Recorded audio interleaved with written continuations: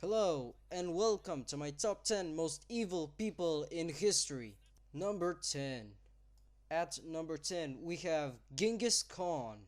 He was made Khan of the Mongolian Empire in 1206. This guy, anywhere I've tried to look him up, they always describe him as ruthless, vengeful, cruel, and bloodthirsty. And those are his good qualities. He killed anywhere around 20 to 60 million people. And to put that into perspective, that's about 10 to 30% of the known world's population. Number 9. The number 9 spot goes to Leopold II.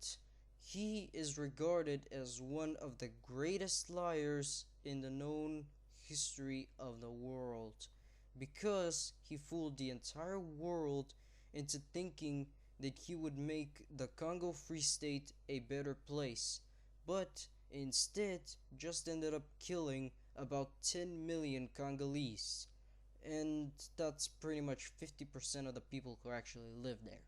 Number 8. The number 8 spot goes to Thomas de Torquemada. Torquemada was Grand Inquisitor of Spain from 1483 to 1498. He had a deep, deep hatred of Jews and pretty much overall anyone who didn't believe in Christianity. It is said that he actually influenced King Ferdinand and Queen Isabella to expel all the Jews or Muslims who hadn't embraced Christianity, which was about 30,000 of them. Number 7. The number 7 spot goes to Mao Zedong, who was director of China from 1943 to 1976. Mao's plan was to make China a superpower country that could match the United States and the Soviet Union. In the process, however, he created the greatest genocide in history. Under Mao's rule, China endured serious economic disaster and political crisis. Mao killed millions with his plan, so to speak.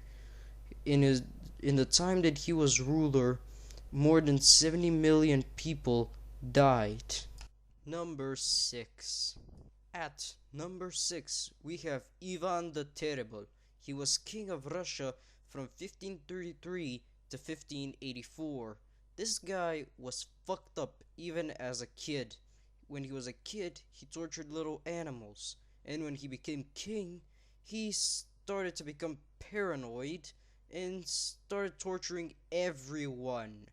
In the final count, he ended up torturing to death 60,000 people. Number 5. At number 5, we have Idi Amin. He was director of Uganda from 1971 to 1979, and he promised the world that he would make his country a better place. But only once he became ruler did everyone see how fucked up he really was.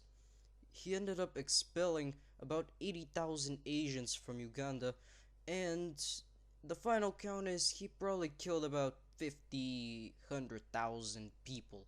Number 4. At number 4, we have Pol Pot.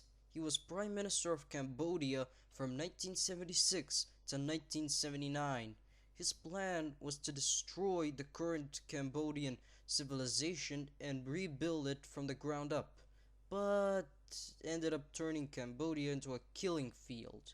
He is the only ruler in history to officially order the genocide of his own people.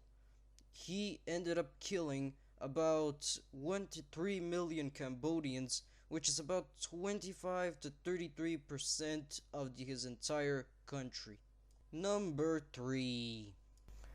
At number 3, we have Adolf Hitler. He was Chancellor of Germany from 1933 to his death in 1945, becoming Germany's Führer. Hitler himself was responsible for the deaths of 11 million people. And in the final count, his actions ended up killing 50 million people. Number 2. At number 2, we have Joseph Stalin. He was director of the Soviet Union from 1922 to 1953. When he was young, he was a bank robber and an assassin. And after a long road to becoming director, he left a legacy of violence, terror, destruction, and pretty much anything else bad you can think of. In the final count, Stalin's actions ended up killing about 60 million people. And number 1.